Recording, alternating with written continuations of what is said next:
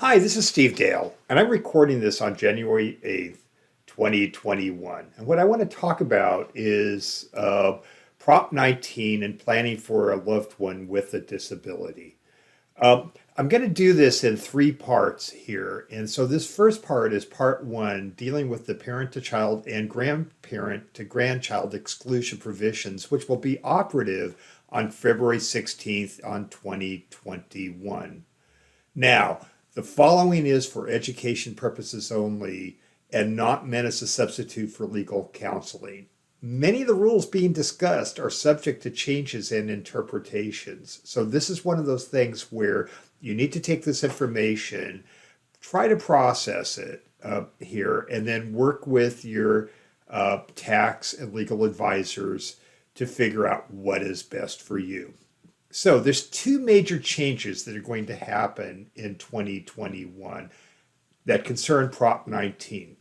One are the changes to the parent to child, and as we're going to see, grandparent to grandchild exclusion here. And the second one are changes to the transfer of taxable property for certain property owners. Now, as far as the dates of the enactment, for the parent to child and grandparent to grandchild exclusion provisions, those are operative on February 16th, 2021. As far as the new tax base rules and transfer, what I like to call portability of your property tax base, that takes effect on April 1st, 2021. And once again, with these presentations, because of the complexity of these things, I've broken them into three parts. This is video one, which deals with the parent to child and grandparent to grandchild transfer rules. Video two will be on portability of your property tax base under the new rules. And video three will get into planning issues with a special needs trust. So let's get into this. A lot of the slides, the majority of the slides you're going to see throughout all three presentations are taken from the Board of Equalization Property Tax Department memos here, a series of them.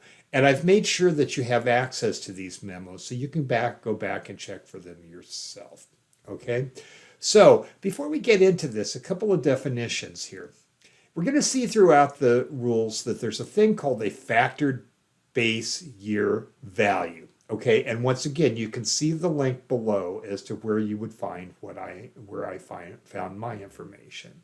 So a factored base year value of real property is the market value as of 1975, which is when Prop 13 went into effect, or as established when the property last changed ownership or was modified due to construction. Okay, now this amount, and this is part of what Prop 13 did, is it only allows increases of no more than 2% each year, to be, and that is the factored amount when we get into it, to determine the factored base year value. Okay, so basically the factored base year value will be the property tax base that you're looking at trying to transfer to your disabled loved one. The other term that's going to come up is severely and permanently disabled here. And this is actually pretty broad.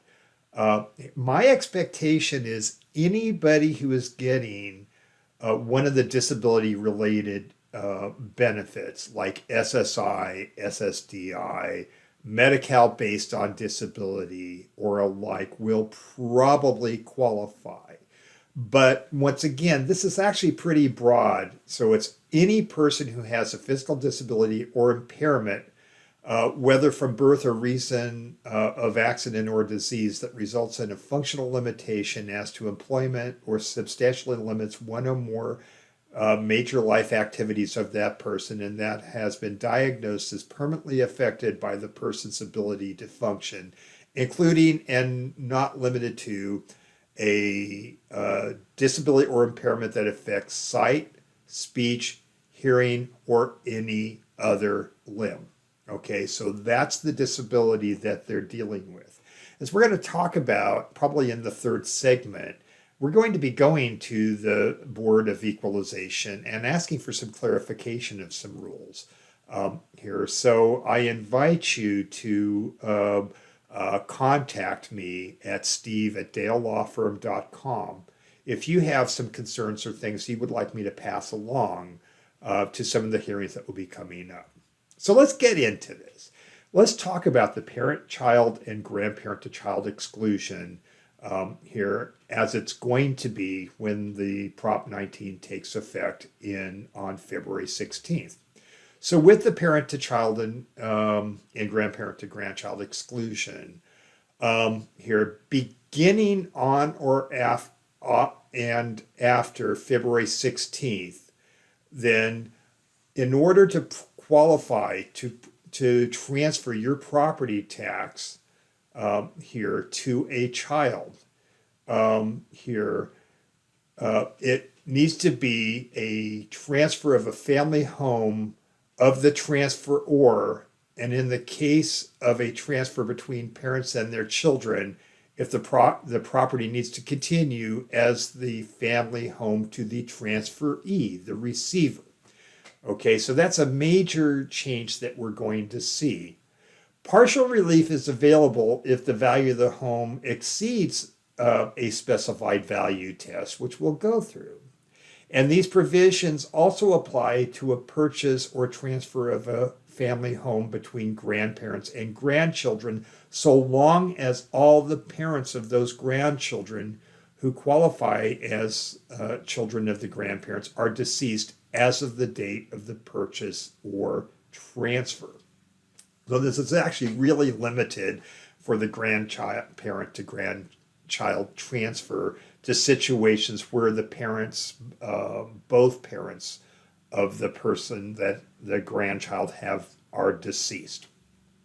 So, as far as the family home, Prop 19's definition of a family home means the principal residence, not any residence, not the vacation home, but the principal residence that must be eligible for the homeowners or disabled veterans exemption.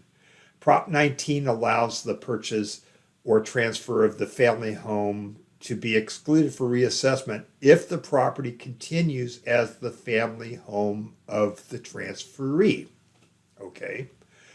And thus, the family home must be the principal residence of both the transferor and the transferee. A family home also includes a family home farm that contains a principal residence. So if what you're doing is you're transferring the family home, and which also includes a farm, in most cases that is probably going to qualify. Now there's a value test that if you read the memo it's going to talk about. So if the fair market value of the family home is less than the sum of the factored base year plus $1 million, then the factored base year value need not be adjusted.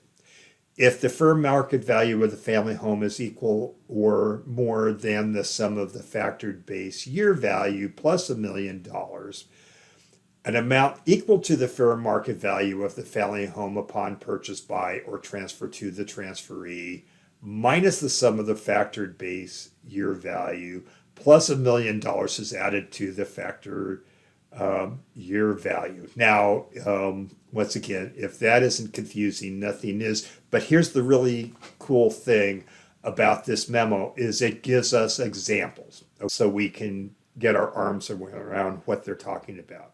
So in their example, they're assuming here that we have a single family residence that has a factored base year value, which is basically the property tax base you're trying to transfer, of $425,738. Parent dies on March 1st, 2021, clearly after February 16th, and the property is inherited by the parent's only child. The residence was the principal residence of both the parent and the child. On the parent's date of death, property has a fair market value of $1,750,000. So here's how they deal with this. calculate the sum of the factored base year value plus $1 million. So we're going to take the present property tax value and add $1 million, which is going to bring us to $1,425,738. Then we need to determine whether the assessed value here exceeds the sum of the factored base year value plus $1 million. To do that, we take a look and we see that they purchased a property or that the property that's being transferred here now is worth $1,750,000, which is greater than $1,425,738. So now we need to calculate the difference. And in this case, the difference is $324,262. So the difference is added to the factored base year value, basically to the property tax. So to look at that, basically, instead of the taxes being based on the $425,738, which was what the parents were paying their property tax on, the value, because this is greater than the factored value plus $1 million, the value that will be subject to property tax will be $750. Okay, so the new combined base year value will be $750,000. Now, once again, keep in mind that if the value of the property that's being transferred to your child here is less than the factored value plus $1 million, then there won't be anything, there won't be any increase in the property taxes at all. In this example, there will be an increase. Now, one other thing that's changed is filing requirements. So in order to receive the property tax benefit, the transferee must claim the homeowners or disabled veterans exemption at the time of the purchase of the transfer of the family home. So we'll see in a minute, this is a change. So if the claim is not filed at the time of purchase or transfer, the transferee has 1 year from the date of purchase or transfer to file the claim for the homeowners or disability veterans exemption, and shall be entitled to a full refund of taxes previously owed or paid between the date of transfer and the date that they claim the homeowners or disabled veterans exemption. Now, so what really is happening is that the changes to the property tax, which had been subject to Propositions 58 and 193, are sunsetting. So once again, what is sunsetting is has to do with transfers of two types of property. Okay, one is the principal residence, which if transferred prior to February 16th, there is no limit as to the value of what you could transfer. The other thing that we're going to see is going to change is that until Prop 19 takes effect, you can still transfer $1 million of other property, for instance, rental properties and that sort of thing, without a revaluation. Under the old rules, each person can transfer up to $1 million of real property other than the principal residence to any combination of parents or children. And the $1 million limit is cumulative over their lifetime. So that is what's going to change. Proposition 58 and 198 rules here still are valid, and as long as it's done before February 15th, 2021. Prop 19 will apply to any transfers after February 16th, 2021. So in the BOE memo, and I think this is worth looking at, they have a couple of things in their conclusion.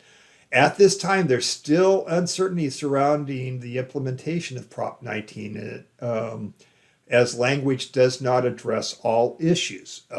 here. And I have actually been involved here with looking at those rules, and I will actually be submitting some questions and concerns to the BOE in some hearings that are coming up, and we can discuss that in the last video. These issues need to be resolved through future legislation. So this is one of those areas where being involved with NAMI and being involved with the ARC here is probably going to be very important to help educate our legislators how to make sure that this best protects persons with disabilities and seniors, our most vulnerable populations. Once the implementing legislation has been enacted, the BOE will issue further guidance on this matter, and I will make sure that we pass this on to our audience. Until that time, the BOE recommends that the county assessors track possible qualifying transfers, since it's likely that the implementation legislation will be retroactive to those operative dates. Now, let's do a real quick review here. And once again, I found this memo to be very useful here. And once again, you can find the memo by going to www.boe.ca.gov/prop19. So let's go through this really handy table here that really helps summarize some of the changes that are coming up.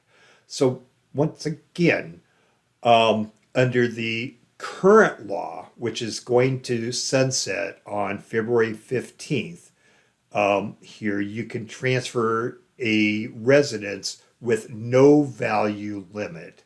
Here, starting on February 16th, you can only transfer the principal residence of the transferee, and that as far as the property taxes are concerned, what you can transfer is the current value of the property tax plus $1 million adjusted annually, and it's limited to family homes, including if there is a farm on the family residence. As far as other property here, then there is a lifetime limit currently of $1 million of the factored base year value. That is going to change, and it's going to be totally eliminated, and that will mean that only the principal family residence can be transferred. As far as the parent-grandchild transfer is concerned, basically the only change coming up is that in the on the current law, you have 3 years to file the claim. Under the new law, you will only have 1 year. And then as far as the dates are concerned, the current law sunsets on February 15th, 2021, and the new law goes into effect on February 16th. One other thing to consider, just to touch on here, is that when you're making this calculation as to whether this is a transfer makes sense for you now or whether it's better to wait, is to consider how this is going to affect the capital gains tax on the property. And as it says here, it's a real balancing act. So a huge factor to be considered is the capital gains tax. And for many that might be considering transferring before the 16th here, you need to talk to your tax and legal advisors here to try to work out what's best for you. So let's have an example here. Assume that Bob and Mary Smith want to transfer their rental property, not the home they live in, but their residential property that's worth $600,000 and has a very low tax basis, to their daughter Kathy's special needs trust, and have the income from the property used to support her needs. After February 16th, 2021, this transfer will not qualify for the parent-to-child exclusion because it's neither the family residence of Kathy or her parents, and a transfer after that date is going to trigger once again, the property taxes to be set at the full market value. Now, let's assume that the property is worth $600,000, but the tax basis is $100,000. If the parents were to transfer the property to Kathy's Special Needs Trust, either after the parent passes or after the parent passes, the property would be revalued at date of death value to $600,000. And if sold immediately after the death of either parent, then there would be no capital gains. This is what's called a step up in basis. Okay, if the property were transferred before either parent passed, the property tax, the basis, not the property tax, the capital gains basis here would be $100,000. And the gain would be subject here would be $500,000. Okay, so Bob and Mary need to decide whether it's better to transfer the property to Kathy's Special Needs Trust now or lock in the low property tax basis here, or transfer the property upon their death, to the death of either of them, and have the property taxes revalued but preserve the step up in basis. So it really is going to be a balancing act here about which tax is it that we want to focus on here. So and the answer for Bob and Mary is going to be vastly different from your situation. So anyway, I want to thank you for listening here. And the next video to watch concerns portability of the property tax base under Proposition 19. Thank you very much and happy advocating.